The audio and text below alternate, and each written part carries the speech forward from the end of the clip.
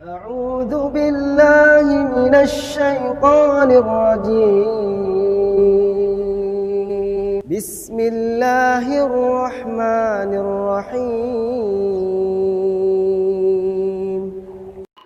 Ya, sekarang saya tidak melarang atau saya tidak mengomentari tentang bisnis kuliner. Tapi bisnis kuliner saat ini tuh sudah benar-benar apa ya, membuat manusia itu kayak terikat dengan itu. Islam itu sekalian, seorang mukmin itu kalau makannya makan aja lah. Nggak usah neko-neko gitu kan. Ya, orang-orang barat membuat itu semua menjadi sesuatu yang rapi segala macam, dibingkai sana sini segala macam ya. Padahal sebenarnya kalau lagi-lagi saya sampaikan, kalau kita kembalikan pada bagaimana petunjuk Rasulullah SAW tentang itu, maka selesai semua. Contoh, kalau kita ambil hadis Nabi SAW, Nabi mengatakanlah bejana yang paling buruk dalam tubuh manusia itulah perutnya. Maka kalaulah kalian mau makan, kata Nabi SAW, maka sepertiga untuk makan, sepertiga untuk minum, sepertiga untuk darah. Konsep ini saja kalau kita pakai, maka harusnya nggak banyak penyakit degeneratif sekalian, nggak banyak. Orang makan, kita akhirnya dari konsep sepertiga tadi, akhirnya kita katakan bahwa makan itu bukan untuk kenyang, tapi makan itu memenuhi hak tubuh. Kalau mungkin dijelaskan lebih detail lagi, maka makan itu adalah makan itu cara kita menguatkan atau menegakkan tulang-tulang sulbi kita agar bisa beribadah kepada Allah. Selesai. Penyakit stroke, penyakit kencing manis, darah tinggi, segala macam, tanyalah kepada yang terkena itu gitu kan, semoga Allah sembuhkan pastinya. Apakah mereka lebih dominan dengan berlebihan dalam urusan makan, atau mereka lebih banyak berpuasa? Nah mungkin kalau orang yang banyak puasa, orang yang dominan makan sayur atau buah-buahan seperti dalam surat Al-Waqiah 20-21 itu, aku katakan buah itu dimakan sebelum makan berat. Itu yang saya tulis dalam buku saya, dan memang begitulah yang Al-Quran jelaskan. Memang, dan kalau itu diterapkan sekarang, maka Masya Allah ya. Ya, tadi konsep sepertiga tadi. Kan sederhana, subhanallah, sederhana. Tapi itu efeknya luar biasa. Jadi akhirnya kalau kita bicara, misalkan kita pakai pola ini aja. Misalkan kita ngitung ya, satu hari itu kebutuhan kalori manusia dewasa sekitar 2.000 sampai 2.200 kalori. Kalau pakai sepertiga tadi, Bapak sekalian, maka otomatis seseorang itu tidak akan terpenuhi terus ya, tidak akan terpenuhi terus-menerus kondisi kalorinya. Bagi saya itu bagus sebenarnya. Kenapa? Karena tetap kita lagi-lagi konsepnya itu makan itu bukan untuk kenyang, tapi makan itu untuk memenuhi hak tubuh. Ya, untuk memenuhi hak tubuh, sepertiga. Ya, jadi kalau itu dikerjakan, maka ibarat gini lah. Jadi kalau Bapak Ibu, saya kasih ilustrasi biar gampang ya. Jadi kalau Anda sekarang mau sehat ya gitu loh, gitu ya. Kalau kita mau sehat, maka mulai sekarang biasakanlah untuk tidak kenyang, atau mulai sekarang makanlah dan jangan sampai kenyang. Ya, kalau kita makan tidak sampai kenyang, lalu sekalian, otomatis tubuh kita masih diberikan kesempatan untuk mengolah makanan tadi. Ya. Nah, yang luar biasa itu zaman sekarang kan banyak orang yang makan yang kekenyangan, habis makan ngantuk, gitu loh. Habis makan ini, makan macam-macam lah gitu kan, dimakan itu akhirnya tubuhnya nggak bisa mengolah itu. Ya. Ilustrasinya seperti apa kalau kita bicara tentang makanan tadi? Jadi gini. Ini ilmu sederhana, tapi kalau Bapak Ibu pakai konsep ini, Masya Allah ya, itu ajib banget hasilnya. Ya. Bukan bayangkan, di Jepang itu ada kereta, ya kereta KRL lah seperti itu. Nah di depan pintu masuk kereta ini biasanya ada petugas pengatur penumpang, bahasa halusnya, tapi sebenarnya kerjaannya ngedorong penumpang untuk masuk, terus dimasukin. Nah salah satu itu ilustrasinya begitu. Nah apa maksudnya analogi tadi dengan tubuh manusia? Jadi keretanya itu, ya ibarat kata penumpangnya tadi itu glukosanya, ya, glukosanya. Petugasnya itu insulin, ya. Ini petugas, ini insulin. Nah sekarang penumpangnya udah banyak, petugasnya keletihan. Ya, penumpang udah kebanyakan, udah kepenuhan, petugasnya pun keletihan. Apa yang terjadi? Ya, petugas keletihan, Jadi Anda bayangkan insulinnya yang kurang gitu kan, dalam dunia pengobatan modern ya, yang dibawa oleh Barat ya, pastinya di situ jelas dikatakan bahwa ya kalau supaya glukosa ini bisa masuk ke dalam sel ya, tidak beredar di dalam darah, maka genjot pakai insulin. Nah, sedangkan ini apa sih petugas tadi ibarat kata makan kudanya lah gitu kan. Kudanya ini bos sekalian lagi letih gitu kan, lagi letih dia mau istirahat, pecut lagi untuk ngedorong glukosa atau penumpang tadi masuk ke dalam sel. Apa yang terjadi? Yang terjadi adalah lama-lama petugasnya loyo. Nah, maka bahasa itu dipakai di dunia kedokteran ya, bahwa ternyata ketika bicara tentang diabetes makan, salah satu contoh saja. Tapi ini efeknya sebenarnya panjang. Itu subhanallah sekalian, ketika bicara diabetes itu, maka sebenarnya yang masalahnya bukan hanya sekedar glukosa yang berlebihan, tapi akhirnya apa? Glukosanya mungkin normal. Tapi masalahnya adalah sensitivitas insulinnya sudah bermasalah. Maka jawabannya apa? Jawabannya istirahatkan si petugasnya, penumpangnya dibatasin. Kalau itu dirangkum menjadi sebuah katakanlah call to action-nya gitu kan, maka kita akan paham bahwa itu sebenarnya jawabannya puasa. Maka Dr. James Dinick sama Dr. Jason Fung itu memang dia bikin satu klinik puasa di Kanada, sekalian. Dan orang-orang yang mereka terapi di sana itu yang 15 tahun, 20 tahun pakai insulin, subhanallah, akhirnya itu bisa bebas dari insulinnya. Simpel kan, simpel konsep puasa. Baru satu konsep tuh sekalian. Belum lagi kita cerita tentang tahajud, ya. Yang penelitiannya juga sudah ada.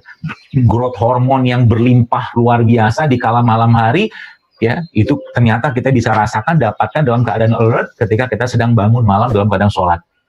Saya pernah sampaikan waktu itu di sebuah kajian juga waktu itu di rumah sakit Islam saya bilang gini, ya, kalau seandainya kita betul-betul menerapkan pola-pola keseharian Rasul dalam kesehatan, ya, contoh, jangan tidur habis subuh, jangan tidur habis asar, jangan tidur pada maghrib, itu tidur-tidur yang dilarang oleh Nabi kita sallallahu alaihi wasallam. Karena tidur ketiga tempat atau ketiga waktu tadi itu akan melemahkan organ kita. Banyak orang kena stroke jantung justru malah di pagi hari ketika mereka tidur. Dan padahal jawabannya itu sebenarnya sudah dimulai. Jadi bagaimana petunjuk tidurnya Nabi? Nabi tidur ba'da isya. Umumnya seperti itu. Kemudian beliau tengah malam bangun. Ya, jam 1, jam 2 kita bangun. Ya, kemudian beliau terus sholat sampai menjelang subuh. Subuh nanti antara azan dan iqamah subuh beliau sebentar berbaring, nanti terus sampai syuruk, ya, nanti baru beliau tidur lagi sallallahu alaihi wasallam ketika menjelang zuhur atau sesudah zuhur. Itu tidur Nabi. Urusan tidur saja kita nggak ngikutin, gimana mau sehat? Urusan makanan Nabi saja seperti saat Nabi menasehati kepada Umar ya, bin Abu Salamah, ya, anak putra tiri beliau dari anak Abu Salamah radhiyallahu anhu, itu kan Nabi menjelaskan ya bagaimana adab makan. Kita makan Nabi aja nggak paham. Ya, kata Nabi, "Bala ta'kulu qa'iman." Jangan makan berdiri, kata Nabi. Ya, kenapa makan berdiri itu dilarang oleh Rasulullah SAW? Karena memang nggak ada penelitiannya atau penjelasan secara ilmiah. Tapi ada seorang dokter di Indonesia, dia seorang pakar otak. Dia katakan seorang itu ketika makan berdiri, loh sekalian, ketika seorang itu makan berdiri, itu apa yang terjadi? Yang terjadi ya justru malah tubuhnya dalam keadaan cemas atau alert, waspada. Karena makannya disuruhnya duduk. Duduk itu kan kita rehat, tenang gitu kan. Yang bekerjanya hormonnya berbeda dengan ketika seorang itu dalam keadaan berdiri. Subhanallah kan, baru makan saja loh sekalian. Jadi baru makan saja sudah banyak kekeliruan kita di situ. Ya, sudah banyak kekeliruan kita di situ. Makanya saya kadang-kadang ketika ya adalah mungkin sekali-sekali makan sama anak ya, keluarga gitu di rumah makan gitu kan, steak atau apalah gitu kan. Saya kadang senyum aja gitu kan. Kenapa kita harus mementingkan? Contohnya, kenapa kita harus mementingkan menggunakan pisau ya ketika makan steak itu, sehingga pisau itu dipegang di tangan kanan, garpu tangan kiri tanpa sadar, secara nggak sadar mungkin dia akhirnya dia nusuk daging itu terus memasukkan ke dalam mulutnya dengan menggunakan tangan kiri. Masalah nggak? Masalah. Semua yang menyelisihi sunnah Nabi SAW pasti akan memunculkan perubahan perilaku. Ingat baik-baik. Ya, semua yang menyelisih sunnah baginda Nabi SAW itu pasti akan menunjukkan perubahan perilaku. Nggak percaya, Bapak Ibu kalau mau nyobain silakan, tapi jangan deh. Cobalah beberapa hari makan dengan tangan kiri, makan berdiri. Makan dengan tangan kiri, makan berdiri. Atau mungkin makan dengan tangan kanan dalam keadaan berdiri. Coba lihat, kita akan muncul seperti jiwa perasaan tergesa-gesa gitu kan, nggak tenang gitu. Ya, seperti itu. Jadi hal-hal seperti inilah sekalian yang hilang ya dalam keseharian umat Islam ya. Mungkin kalau boleh saya katakan ya, memang nggak ada risetnya, tapi saya yakin di zaman para sahabat zaman dulu ya, dan mereka kalau katakanlah mau makan berlebihan juga bisa gitu, tapi mereka memilih untuk sederhana. Sehingga penyakit-penyakit degeneratif itu ya, penyakit-penyakit degeneratif itu di zaman dulu sama di zaman sekarang kan, di sekarang melimpahnya luar biasa. Zaman dulu kan nggak ada kebanyakan wabah ya, penyakit-penyakit berhubungan dengan wabah. Jarang mereka di sana mati karena stroke, kencing manis, penyakit-penyakit yang diakibatkan oleh karena apa? Ketidakmauan atau ketidakmampuan seseorang untuk mengendalikan hawa nafsunya. Protokol kesehatan umat ini sudah sangat lengkap. Ya, protokol kesehatan umat Islam ya khususnya itu sudah sangat lengkap, tinggal ikutin saja. Protokol bulanan misalkan, ya protokol bulanan dan mingguan. Saya pernah tulis itu ke 8 plus 3 plus B. 8-nya apa? 8-nya 2 kali 4. Senin Kamis dikali 4, 8. 3-nya apa? Ayamul bid. Ya, 3-nya ayamul bid. Puasa 13, 14, 15. B-nya apa? Berbekam. Ya, jadi kemarin saya sempat kita bikin Zoom webinar dengan teman-teman dokter ya di beberapa tempat Jakarta, Medan, semua segala macam, dan beberapa tuh peliti-peliti tentang hijama atau bekam itu, masya Allah, tabarakallah sekalian, dahsyatnya kerja bekam itu. Ya, dahsyatnya kerja bekam. Ya, jadi ada salah satu sahabat saya juga cerita, dia yang meliti tentang bekam, dia katakan bekam itu tanda kutip seperti mesin cuci darah, dia bilang kerjanya, bukan cuma sekedar mengeluarkan darah doang.